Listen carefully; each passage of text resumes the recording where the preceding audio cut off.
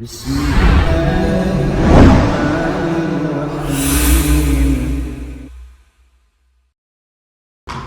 alhamdulillah, wassalatu wassalamu ala asyrafil anbiya wal mursalin wa ala alihi wa sahbihi wa man tabi'ahum bi ihsanin ila yaumiddin, amma ba'd.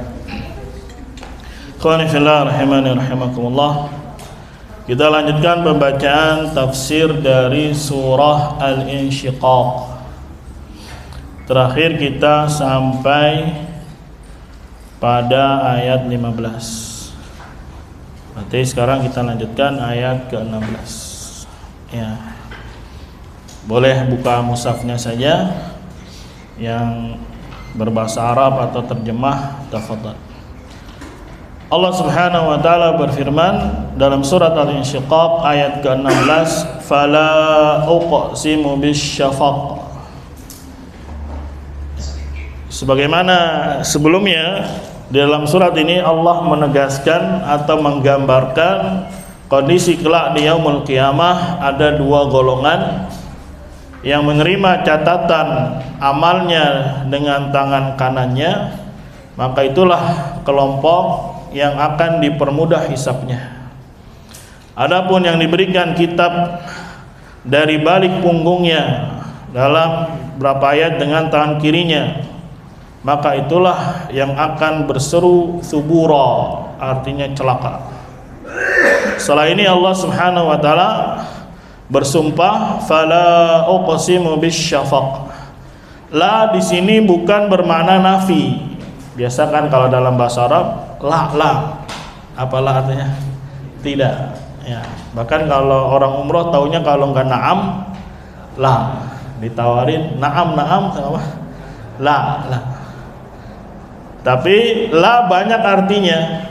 Nah, ketika dia bersambung dengan sumpah, itu uqsimu, aku bersumpah, maka dia bermakna zaidah, taukid, penguat. Berarti artinya betul-betul Allah bersumpah. Betul-betul aku, kata Allah Subhanahu wa taala, bersumpah. Jadi la di situ jangan diartikan tidak. Tapi artinya apa? Penguat. Berarti betul-betul aku, kata Allah, bersumpah. Bisyafaq, dengan syafaq. Tafsirnya adalah hamrah, itu warna kemerahan. Fil ufuk, di ufuk barat, ketika matahari terbenam. Yang warna merah itu di sana kalau matahari apa?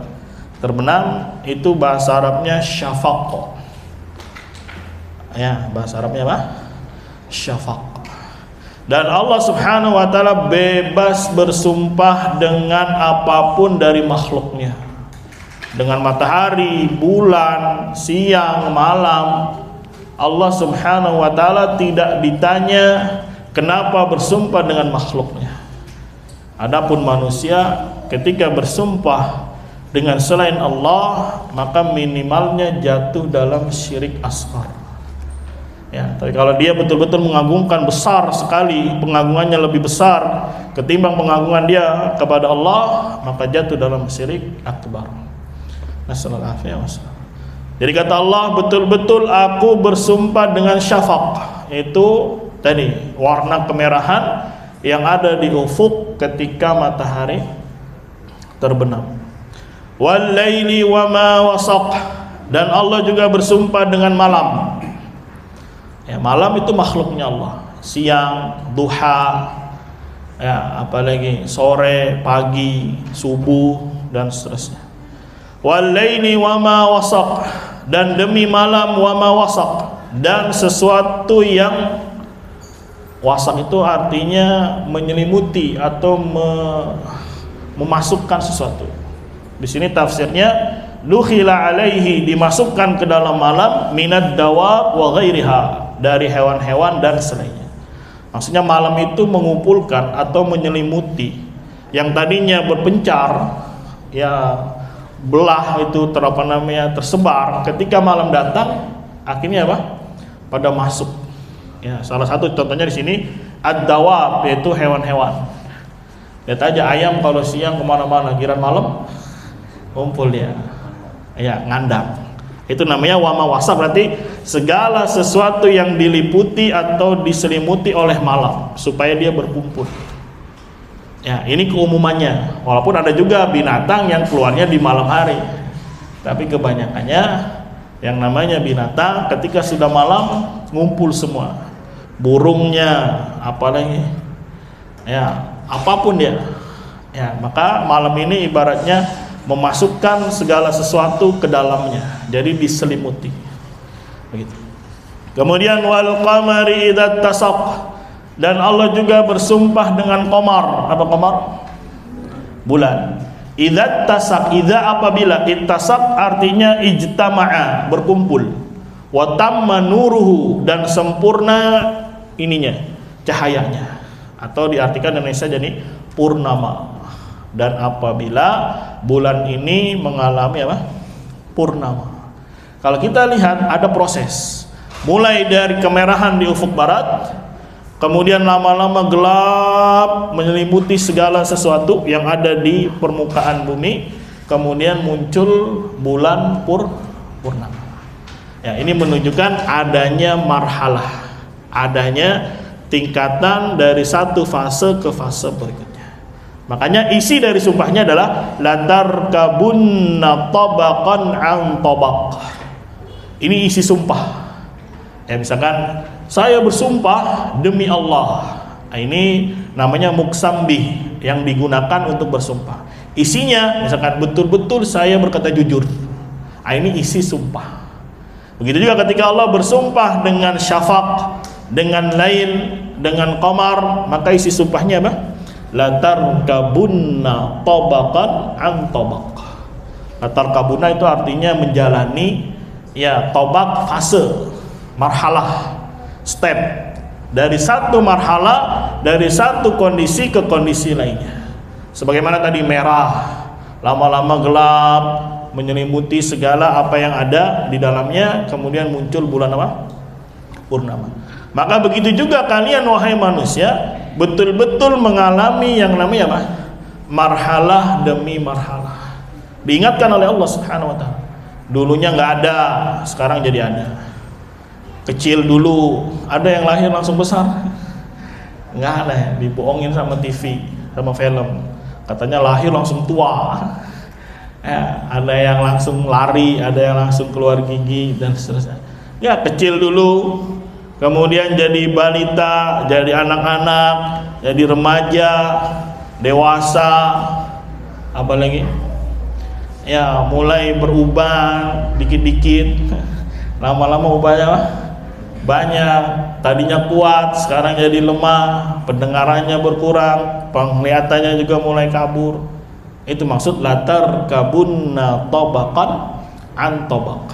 Intinya kita diingatkan oleh Allah Subhanahu wa taala. Hidup itu ada fasenya, ya, dan ini menjadi, ya, ketetapan Allah Subhanahu wa taala. Semua orang akan mengalami itu. Supaya kita ingat bahwasanya selain fase itu juga ada fase yang lain, alam rahim, alam dunia, alam barzakh, dan yang terakhir disebut alam apa? Akhirat. Jadi Allah betul-betul bersumpah, ya, kalian betul-betul mengalami fase demi fase. Ya, kami ya. Ya, yang anak-anak insya Allah nanti akan menjadi apa? Kalau Allah beri umur panjang akan menjadi apa? Dewasa. Ya, nanti udah dewasa pengennya jadi anak-anak lah. Ya, siapa yang dulu lagi kecil kayaknya enak jadi orang dewasa. Ya, enak nggak jadi dewasa? Pengen balik kecil. Ya, yang tadinya mungkin masih bujang sekarang apa? Berkeluarga dan seterusnya. Yang tadinya punya anak sekarang punya cucu, ya, mungkin sampai punya cicit, masya Allah, diberikan panjang umurnya oleh Allah Subhanahu wa taala. Intinya latar kabunna, kalian akan betul-betul mengalami, menjalani tobak. Apa tobak? Fase. Ya, antobak, dari fase satu ke fase yang lainnya. Jadi tobak itu kayak fase bertingkat. Makanya kalau di Arab itu makanan yang bertingkat-tingkat itu disebut tobak. Di Indonesia jadinya martobak. Apa? Martabak. Karena martabak itu kan tingkat-tingkat dibikinnya. Ya, tobak itu artinya buat tingkatan. Nah, ada bahasa tobakoh. Tobakoh itu tingkatan sahabat, tingkatan tabiin, tingkatan tabiin, tingkatan para imam, tingkatan terus, namanya tobakoh. Ya, namanya apa? Tobakoh. Ya, ini cocokologinya emang kadang bahasa itu mungkin pas penerapannya ya bergeser lidah. Bergeser apa ya? Lidahnya. Yang tadinya tobak, ini jadinya apa? Martobak, gitu kan? Jadi martabak. Ya, karena dia mengalami apa? Bertingkat-tingkat, dilipat lagi dan seterusnya. Latar kabunna tabaqan an tabaq. Kalian betul-betul mengalami atau menjalani fase demi fase itu. Atau di sini tafsirnya halan ba'da halil maut. Ya, berarti di sini ada fase yang lainnya, yaitu setelah ya dilahirkan, kemudian ada fase dunia, ada fase kematian, dan terakhir akan ada yang namanya fase yaumul qiyamah. Ya. Sudah ya. Ini juga menunjukkan Al-Qur'an itu datangnya dari sisi Allah Subhanahu wa taala. Ya, jadi Nabi Muhammad enggak kepikiran tuh ya bahwasanya di sana ada merah-merah syafaq. Kemudian kalau malam binatang semua berkumpul kembali ke kandangnya dan seterusnya. Ini menunjukkan Al-Qur'an itu datangnya dari Allah Subhanahu wa taala yang Maha mengetahui. Kemudian Allah tegaskan fama lahum la yu'minun. Padahal kalian sendiri yang mengalami fase itu. Tapi kenapa fama lahum? Kalau orang Arab itu tanya kenapa, malakum. Kenapa kamu? Ada yang murung gitu. Nanti biasanya ditanya malak. Ya, tiba-tiba antum dipukul dari belakang. Ya, orang Arab pasti bilangnya malak. Ya, tanya Usama tuh. Ya kan ya. Dikit-dikit sana lagi jalan, dipukul sama orang, pasti dia refleksnya apa? Malak. Nah itu. Ada apa lu gitu? Kenapa kok tiba-tiba mukul? Ya sama ini juga Allah tanya, fama lahum. Kenapa kalian? Kenapa mereka la yu'minun, tidak mau beriman? Padahal mereka mengalami fase itu sendiri dan bukan dari kemampuan mereka sendiri. Itu semua ketetapan dari Allah. Mulai dari lahir, kanak-kanak, kemudian remaja, dewasa dan seterusnya. Padahal dia tahu itu semua adalah ketetapan Allah Subhanahu wa taala. Tapi kenapa tidak mau beriman? Makanya Allah katakan fama lahum la yu'minun. Maka kenapa mereka tidak mau mengimani apa yang telah dibawa oleh Nabi Muhammad sallallahu alaihi wasallam? Kenapa mereka tidak mau mengimani yaumul qiyamah? Ya, seharusnya secara akal ya, yang namanya fase-fase ya pasti akan ada terus fase. Sebagaimana tumbuhan dari biji, kemudian keluar apa? Tunas, kecambah, kemudian keluar batang besar, keluar daun, batang dan seterusnya keluar buah. Pasti akan ada masa dia mati. Ya, akan ada masa dia apa? Mati. Kayak contohnya sawit aja. Sawit berapa lama kuatnya? 15 tahun. Apa 10 tahun? Ya, lagi kuat-kuatnya banyak, nanti lama-lama mati sendiri dia. Ya udah mati gitu, belepak, ya lapuk, jatuh, akhirnya ganti lagi yang baru. Nggak ada yang kekal, nggak ada apa yang kekal. Dan ini dia pahami sendiri. Ya begitu juga di lingkungannya, mungkin tetangganya, keluarganya, ya teman mainnya, mafhum? Ya tadinya kuat, sekarang jadi apa? Jadi lemah. Tadinya luar biasa, melalang buana kemana-kemana, dia lakukan. Tapi lama-lama apa? Ada masa, ada fase, ya udah nggak bisa kemana-mana lagi sudah. Ya diam aja di mana? Di rumah. Khalid bin Walid, masya Allah luar biasa fase kehidupannya. Dari tadinya yang memerangi Nabi Muhammad SAW sampai mengalahkan pasukan kaum muslimin di perang Uhud. Ya, disebutkan Khalid bin Walid itu nggak pernah kalah dalam perang. Ya perang ke Persia, ke mana sono, ke Irak, ke Baghdad, terus ya ke Romawi juga. Tapi ketika ada fase masa berikutnya sudah nggak bisa berbuat apa-apa, di kasur aja. Akhirnya meninggalnya di mana? Di kasur. Ya padahal perang ratusan, Tapi kalau belum takdirnya mati, ya belum mati. Tapi meninggalnya malah di mana? Di kasur. Ya, ini namanya apa? Ada fase kehidupan dari satu kondisi ke kondisi yang lainnya. Dan ini sekali lagi menjadi akidah yang sangat dasar. Bahwasanya hidup ini ya menjadi fase alam dunia, akan ada kelak fase berikutnya. Yaitu fase apa? Alam barzakh. Dan alam barzakh bukan akhir dari segalanya. Akan ada lagi alam apa? Akhirat. Ya, jadi jangan putus asa kalau misalkan dikena musibah, pengen selesai saja. Pengen cepat selesai. Emang kalau udah selesai? Selesai.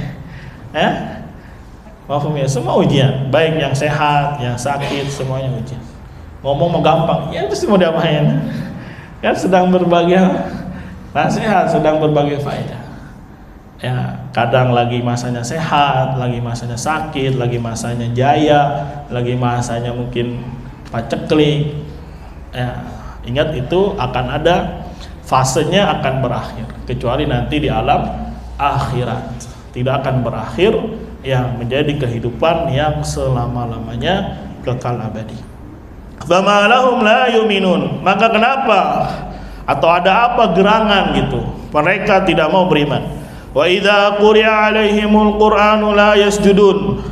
Dan apabila quri'a dibacakan alaihim atas mereka Quran, itu ayat-ayat Allah Subhanahu wa taala, la yasjudun, tidak mau sujud, tidak mau tunduk, tidak mau patuh. Ya, itu termasuk tafsirnya juga. Ya, ini tafsirnya bisa secara zahir ketika dibacakan ayat-ayat sajdah kemudian dia sujud, bisa juga bermakna maknawi. Ketika dibacakan ayat-ayat Allah, kenapa tidak mau taat, tidak mau mengimani, tidak mau membenarkan, ya, tidak mau menjalankan dan seterusnya. Ini karakter orang-orang yang mendustakan atau kufur kepada Allah Subhanahu wa taala. Balil ladzina kafaru yukadzibun. Akan tetapi orang-orang yang kufur, orang-orang yang kafir, yukadzibun, malah mendustakan. Jadi yang namanya takdzib, mendustakan, itu karakternya orang-orang kafir. Yang dibacakan ayat begini, dibacakan ayat begini, malah mendustakan, yaitu karakternya, ya sifatnya orang-orang apa? Kufar. Assalamualaikum wassalam. Ya, makanya nanti ada kufur takdzib. Kufur apa? Takdzib. Ya, diperintahkan A malah dia dustakan, atau dikabari A dia dustakan. Itu namanya takdzib. Itu namanya apa? Takdzib. Ya, hati-hati dari yang namanya apa? Takdzib. Wallahu a'lamu bima yu'un. Dan Allah Subhanahu wa taala itu a'lam, maha mengetahui atau yang paling mengetahui, bima yu'un, dengan segala sesuatu yang kalian simpan. Dari kata au'a yu'i, artinya menyimpan di dalam wadah. Maksudnya apa? Yang kalian simpan di dalam hati kalian, baik dari perkara yang jujur, yang baik ataupun yang jelek, Allah maha mengetahui isi hati kita. Di sini tafsirnya, ya Allah Subhanahu wa taala mengetahui apa yang mereka kumpulkan di dalam lembaran-lembaran catatan mereka dari kekufuran dan pendustaan. Jadi di sini ada bentuk, ya, tarhib. Tarhib itu Allah memberikan rasa takut. Kenapa kalian ingkar gitu? Kenapa kalian mendustakan? Bukankah Allah yang maha mengetahui apa yang ada di dalam hati kalian? Dari keraguan, dari pendustaan, dari pembangkangan, ya, dari segala macam penyakit-penyakit hati, ya, dari hasad, dari ujub dan seterusnya. Maka sekali lagi ayat ini menerangkan, ya, ada sifat tarhib. Tarhib itu memberi rasa takut, supaya apa yang dia perbuat, apa yang dia yakini, waspada. Allah maha mengetahuinya. Allah Subhanahu wa taala maha mengetahuinya. Ya, maka kalau kita tahu ayat ini saja, satu saja, makanya kalau kita perhatikan, ya, juz amma itu, ya, penekanan ayatnya itu rata-rata untuk menebalkan keimanan. Iman kepada Allah, iman kepada yaumul qiyamah, iman kepada surga neraka, ya, dan juga kondisi orang yang beriman dan orang yang kufur. Jadi ayatnya tuh uslubnya, metodenya tuh kuat gitu, menancap ibaratnya ya sampai menembus ke dalam hati. Nah tujuannya sekali lagi ini untuk mempertebal keimanan di awal-awal dakwah. Ya, makanya rata-rata suratnya pendek-pendek. Ya, itu karakter surat Makkiyah. Pendek ya, dan metodenya itu langsung menghujam ibaratnya. Ya, bagaimana balasan orang yang kufur, bagaimana balasan orang yang beriman supaya dia semangat, balasan yang kufur supaya dia takut. Ya, di sini Allah jelaskan wallahu a'lamu bima yu'un. Dan Allah Maha mengetahui terhadap apa yang kalian simpan, apa yang kalian kumpulkan di dalam hati-hati kalian. Dari kekufuran, ya, dari kenifakan, itu semua Allah tahu. Ketika kita ngerti ayat ini, ya sekali lagi akan ada sifat muraqabah. Merasa apa? Diawasi oleh Allah Subhanahu wa taala. Allah Maha tahu. Makanya perkara batin kembalikan kepada Allah. Adapun perkara zahir, itulah yang kita dibebani oleh Allah Subhanahu wa taala. Ya, makanya hidayah nanti, kemudian juga Allah sesatkan, itu Allah melihat hati seseorang. Allah Maha tahu, Allah juga Maha hikmah. Ketika ada kekufuran di dalam hatinya, ada penyimpangan, ya mengikuti yang mutasyabih, kemudian apalagi keraguan, ya sudah Allah palingkan. Allah tidak zalim terhadap hambanya, justru itu bentuk keadilan dan hikmahnya Allah Subhanahu wa ta'ala. Maka sekali lagi banyak bersyukur kepada Allah, banyak memuji kepada Allah ketika dimudahkan, diberi taufik untuk ya beriman kepada Allah Subhanahu wa ta'ala. Karena apa yang Allah lihat dari hati hambanya. Nabi SAW mengatakan, innallaha la yanzuru ila suwarikum wala ila amwalikum. Allah tidak melihat rupa-rupa kalian, Allah tidak melihat harta-harta kalian, akan tapi yang Allah lihat adalah hati kalian dan amal kalian. Lihat dua barometernya, hati dan apa? Amal. Ya, bukan sekedar amal saja, hati tidak. Dua-duanya dilihat oleh Allah Subhanahu wa taala. Hanya saja kita sebagai hambanya, sebagai manusia yang bisa kita perhatikan, yang bisa kita lihat hanya sebagai zahirnya saja. Makanya Nabi SAW bermuamalah, bergaul dengan orang munafik yang ada di Madinah, ya sebagaimana mereka muslim. Ya, karena mereka zahirnya sholat, ikut berjihad. Ya, padahal di dalam hatinya sangat benci kepada Islam. Ya, tapi kan ini nggak tahu, bahkan Nabi Muhammad saja nggak tahu. Tapi tetap diancam oleh Allah, diberikan wejangan dengan ayat-ayat yang berisi karakter munafik. Barangkali dikasih ayat ini mereka mau sadar, mereka mau bertobat kembali kepada Allah Subhanahu wa taala. Ya. Jadi wallahu a'lamu bima yu'un termasuk bentuk tarhib tadi, memberi rasa takut ya terhadap apa yang terkumpul di dalam hati kita. Fabashshirhum bi'adzabin alim. Basyir hukum asalnya kabar gembira itu untuk perkara yang baik. Ya, hukum asal memberi kabar gembira itu perkara yang baik. Makanya Rasul itu basyiran wa nadhira. Apa basyir? Memberi kabar gembira bagi orang yang taat, mendapatkan surga dan seterusnya. Ya, nadhir memberi peringatan bagi orang-orang yang kufur. Ini hukum asalnya. Tapi boleh juga ya dengan kata basyara yubasyiru dalam perkara yang jelek. Salah satu dalilnya ini, fabasyirhum bi'adzabin alim. Maka beri kabar gembira kepada mereka dengan azab yang pedih. Alim artinya pedih. Ya, jangan terlalu naik. Nanti kalau naik jadinya alim. Ya, jadi berarti azab yang apa? Yang Maha tahu. Ya, atau pas giliran wallahu alim malah alim. Ya, hati-hati bacanya antara a hamzah dengan ain. Ya, beda arti. Kalau alim Maha mengetahui. Kalau alim apa? Yang pedih. Ya. So alim loh. Nah, so alim apa berarti? Maha mengetahui atau maha pedih? Sok pedih. Ya. Jadi azab ini disifati oleh Allah dengan alim, azab yang pedih, azab yang dahsyat. Ya, bahkan dalam surat Al-Fajr itu apa bunyi ayat-ayat terakhir itu, la yu'adzibuhu fayawma idzin la yu'adzibu adzabahu ahad. Maka ketika hari itu tidak ada yang mengazab seorang pun seperti azabnya Allah Subhanahu wa taala. Ya, hukuman terberat yang ada, yang pernah ada di dunia kalah semuanya dengan hukuman Allah, dengan azab Allah kelak di yaumul qiyamah. Paham ya? Atau baca cerita-cerita raja-raja terdahulu itu banyak siksaan-siksaan yang pedih. Ada yang dipancung, ada yang digergaji dari kepala sampai apa? Sampai tengahnya. Ada yang ini perutnya ditaruh kayak baskom besi, di dalamnya dikasih tikus. Kemudian besinya dipanasin. Nah, tikus secara refleks, secara insting dia akan menyelamatkan diri mencari sesuatu yang empuk untuk digaruk sebenarnya, dicakar. Akhirnya dipegang-pegang, wah ini perutnya apa nih? Empuk. Ya, akhirnya dicakar, digigit untuk menyelamatkan diri dari panas. Itu ada salah satu siksa entah di kerajaan mana yang menyiksa para pelaku kriminal. Ya, masih lebih ngeri siksanya Allah Subhanahu wa taala.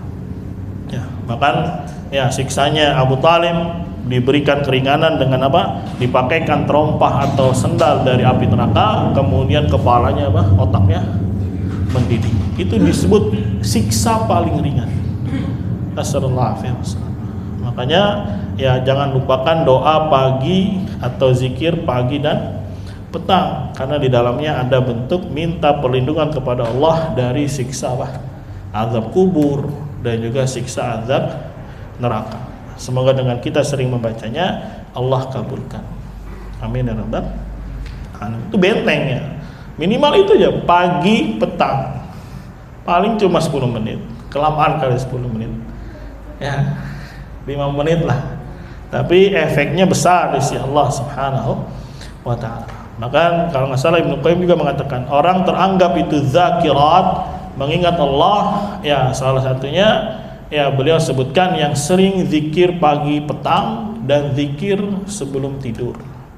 Ya, ada banyak lagi beberapa zikir, tapi itu salah satunya beliau sebutkan yang sering melakukan zikir pagi dan petang, kemudian apa? Ya, zikir sebelum tidur. Tidur mah tidur aja ya, plok. Padahal di situ juga termasuk bentuk penjagaan dari Allah supaya bangun paginya mah segar. Ya, ini bisa jadi nih yang pada telat nih nggak zikir kali ini. Jadi udah azan, udah alarm, semua mental. Ya, lewat semuanya. Paham ya? Sering apa? Zikir jangan dilupakan. Kadang kalau orang sudah terbiasa nggak pakai alarm juga udah apa? Udah bangun. Karena memang kebiasaannya itu. Apalagi malamnya dia niatkan, saya tidur supaya sehat paginya bisa beribadah dengan baik. Ya, paham. Kadang udah setel alarm dia udah bangun duluan. Ya, orangnya udah bangun, alarmnya belum bunyi. Nah, itu taufik dari Allah Subhanahu wa taala. Bentuk penjagaan dari Allah Subhanahu wa taala. Tapi kalau enggak kayak gini, kadang udah bangun juga ya gitu.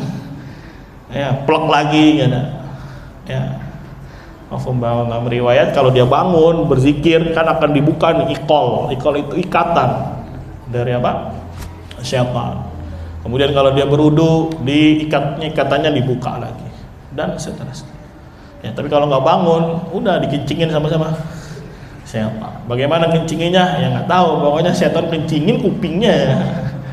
Ya, jadi tidak bisa mendengar seruan azan.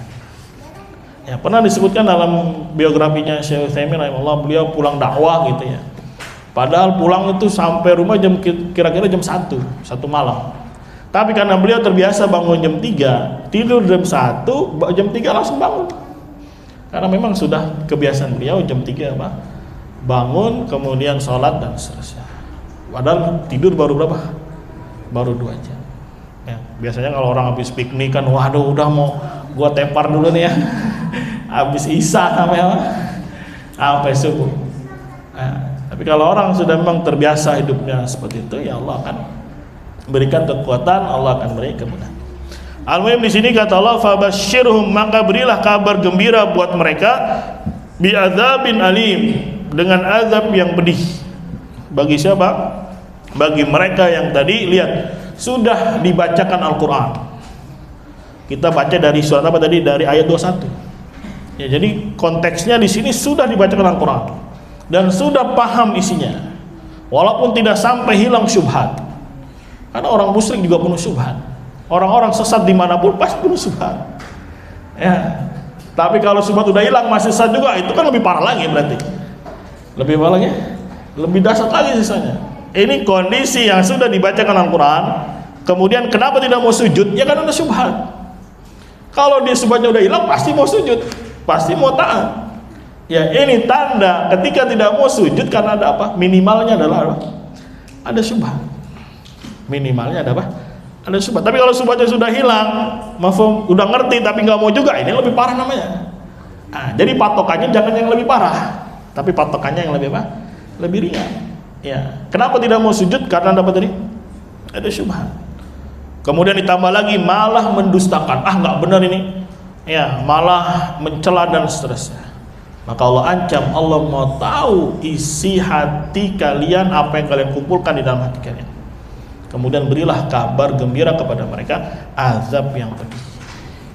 Makanya sekali lagi pembahasan udzur bil jahl itu diberikan dispensasi kelak di yaumul qiyamah kalau memang betul-betul bodoh orang ini, belum datang sama sekali Al-Qur'an.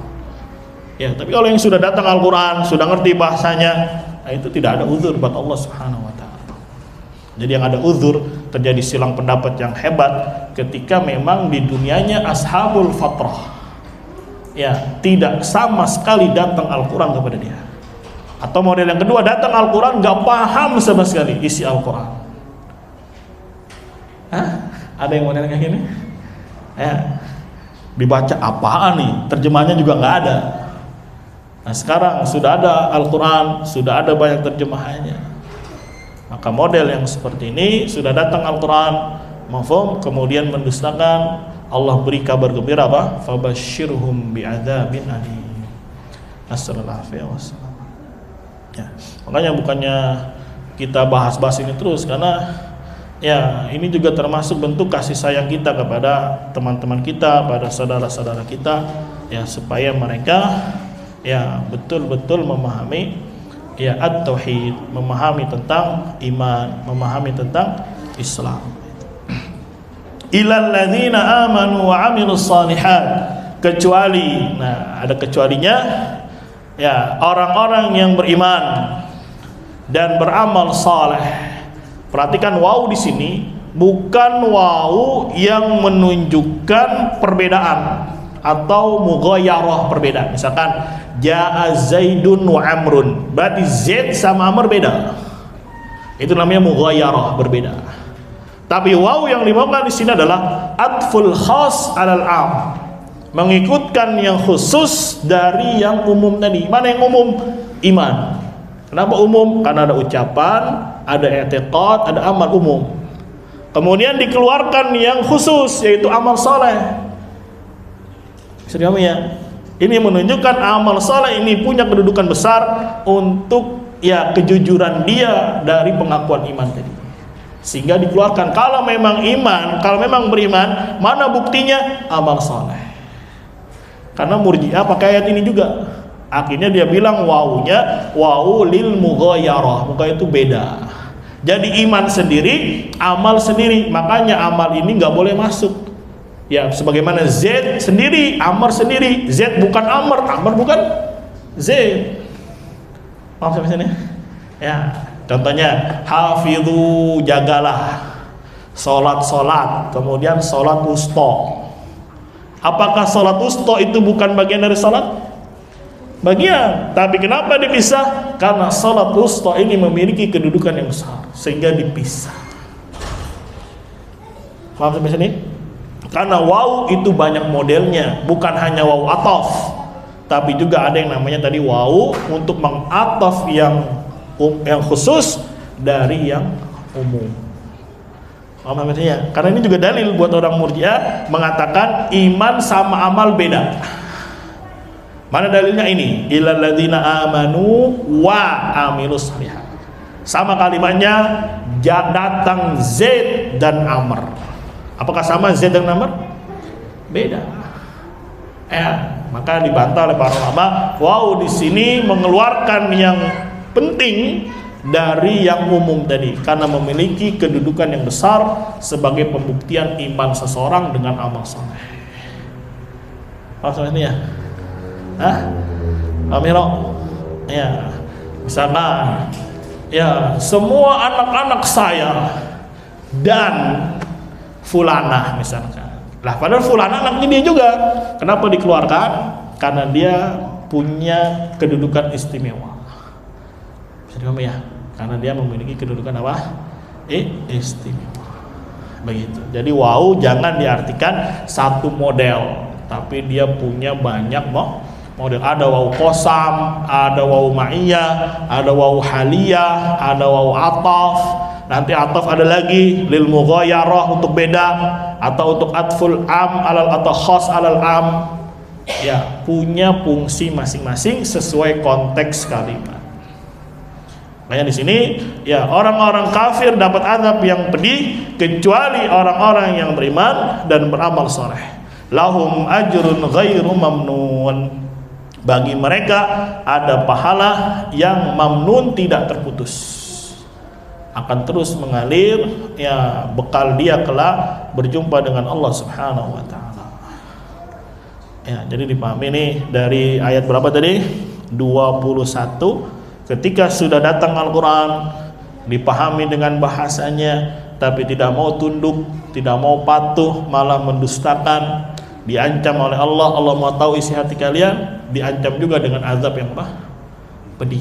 Jadi sekali lagi, azab yang pedih ini kelak di yaumul qiyamah untuk orang-orang yang memang sudah datang Al-Quran kepada dia.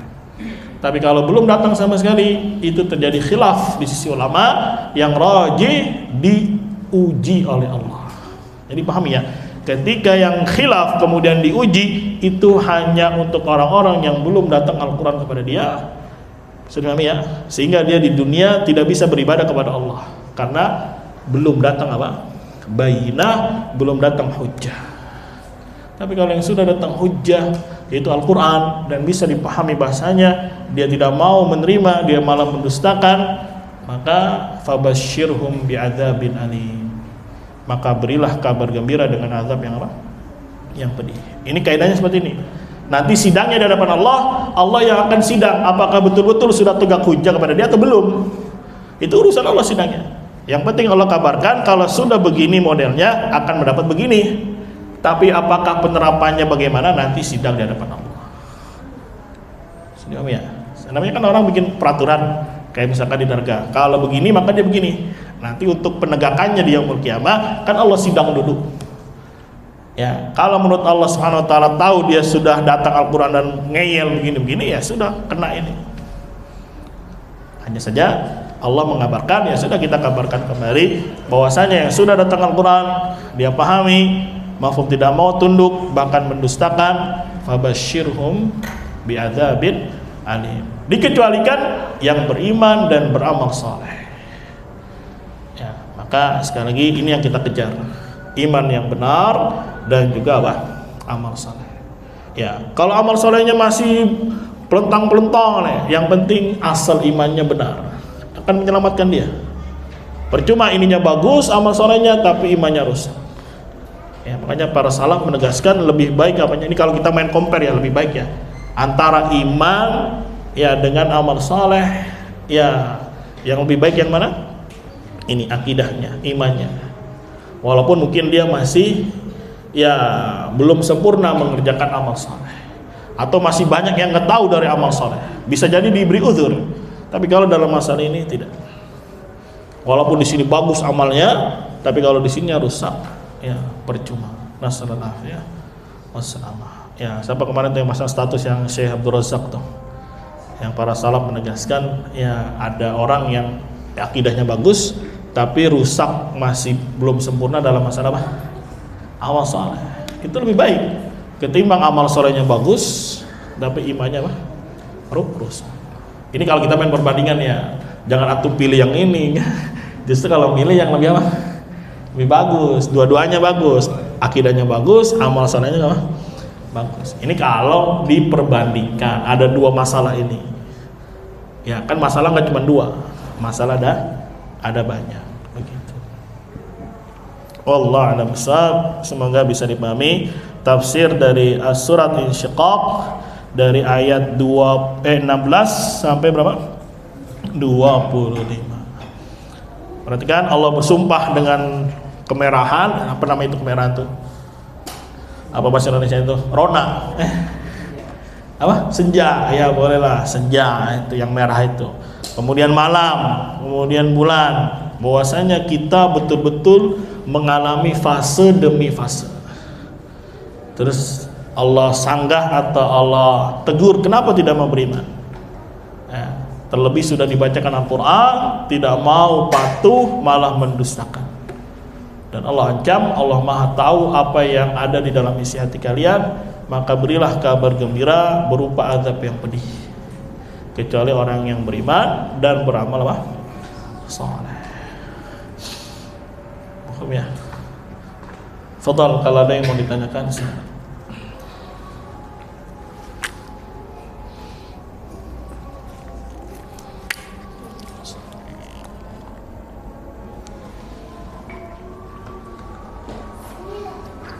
Jadi pahami ya, yang khilaf di negeri akhirat itu kalau ashabul fatrah yang mereka belum datang Al-Quran atau mulhaq dengan ashabul fatrah. Mulhaq itu diikutkan.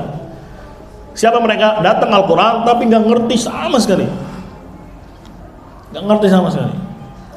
Ya, padahal ada juga bahasa Indonesia nggak ngerti sama sekali. Nah, itu namanya mulhaq dengan ashabul apa? Fatrah. Tapi kalau dia datang Al-Quran, orang yang bisa memahami, dibacakan Al-Quran, tidak mau ya mendengar, tidak mau taat, tidak mau mencari, tidak mau mengkaji, yang ada malah mendustakan, terlebih dalam perkara-perkara pokok, tauhid, perkara syirik dan seterusnya. Maka yang seperti ini ya tidak ada uzur buat dia kelak di yaumul qiyamah. Bahkan Allah katakan fabasyirhum bi'adzabin ali. Ya namanya hidup ya, ujian. Kan sering bilang negeri dunia adalah negeri apa? Ujian. Nanti hasilnya kapan?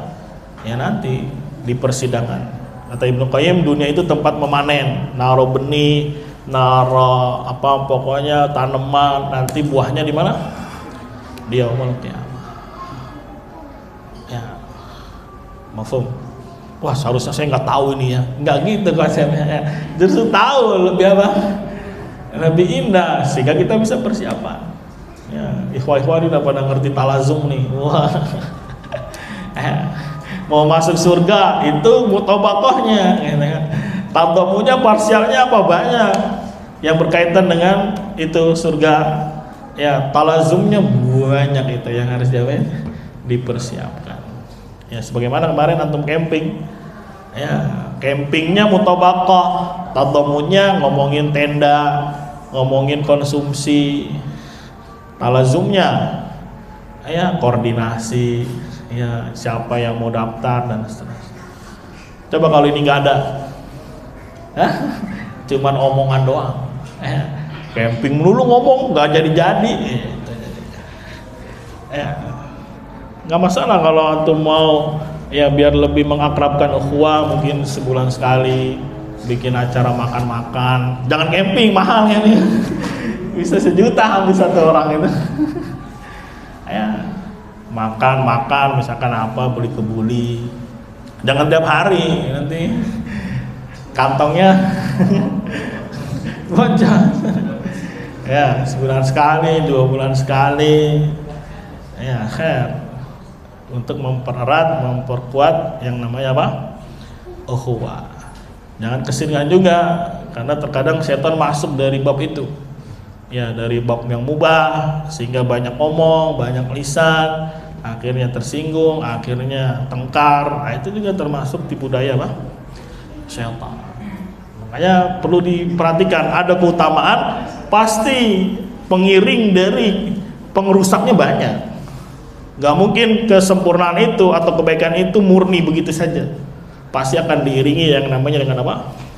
Ya, perkara-perkara yang bisa merusaknya. Sebagai iman diiringi dengan perkara-perkara kekufuran, ya nawakid-nawakidnya, sebagaimana surga diiringi dengan perkara-perkara yang tidak mengenakan dan seterusnya. Ya, maka perlu diwaspadai mana yang baiknya, mana yang jeleknya. Allah a'lam bishawab. Kalau nggak ada pertanyaan kita akhiri. Ya, Pak. Tadi disampaikan bahwa Allah akan memberikan kabar gembira dengan azab yang pedih. Ini kabar gembira tapi azab yang pedih. Iya. Gaya bahasa Allah ada maksud. Maksudnya gimana jadinya ya? Ya, mungkin nanti lebih baca lagi apa tafsirnya. Kenapa Allah katakan pakai kabar gembira? Ya, padahal kabar gembira kan seharusnya yang apa? Yang baik. Tapi kabar gembiranya yang apa ini? Yang jelek, yang azab. Nanti kita buka tafsir yang lainnya lagi. Insyaallah. Barakallahu fiik. Ada lagi yang lain? Ya tenang, nanti saya kasih kabar gembira. Nggak taunya. Nah ini pasti kan ada maksudnya Pak ya gitu ya. Ya nanti kita cari lagi insyaallah ta'ala. Allah a'lam bishawab. Kita akhiri subhanakallahumma wa bihamdika asyhadu an la ilaha illa anta astaghfiruka wa atubu ilaik. Assalamualaikum warahmatullahi wabarakatuh.